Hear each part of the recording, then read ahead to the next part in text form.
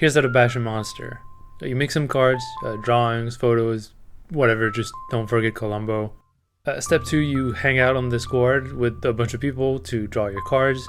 Here's what I got. Step 3, you draw a concept. I like the idea of framing the big creature with a normal 28mm character. Would be kind of a fun box diorama. Step 4, you start crafting.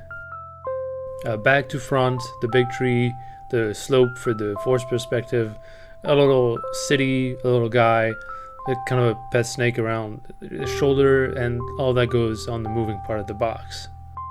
Look, okay, you know what Monster Bash is. I wasn't going to make a video to say, I drew this card, so I made this part of the monster like this.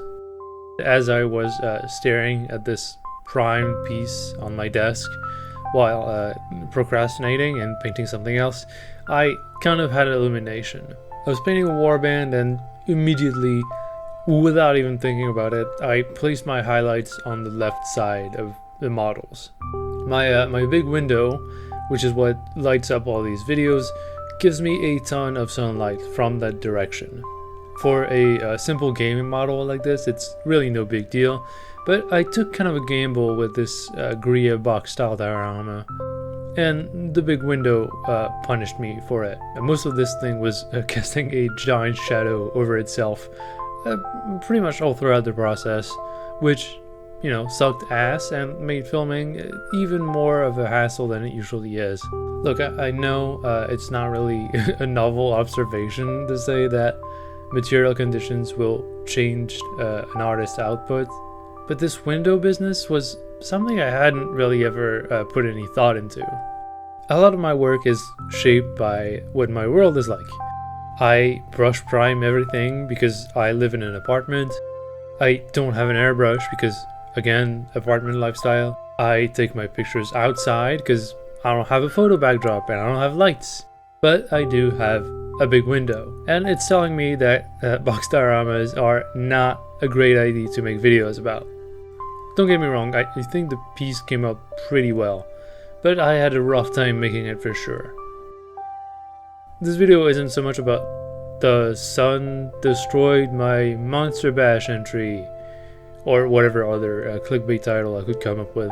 It's about getting more hobbyists to grapple with their actual material conditions and actively make pieces that question those.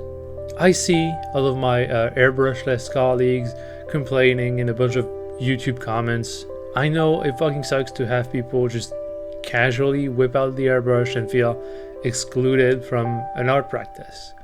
And all I can tell you is mold your work around that anger, around that missing tool, around just having no fucking money, around certain stuff just not being available where you're from, around whatever other issue you run into that I can't even think of. There's a bunch of us in this year's Monster Bash, and I can guarantee you each of the pieces you'll see is like a snapshot of just as many different living conditions. The reason I'm talking about this in this specific video is I think Monster Bash is great at pushing this fact to the front. Because of the way you receive your prompt, it makes you extremely aware of the outside factors.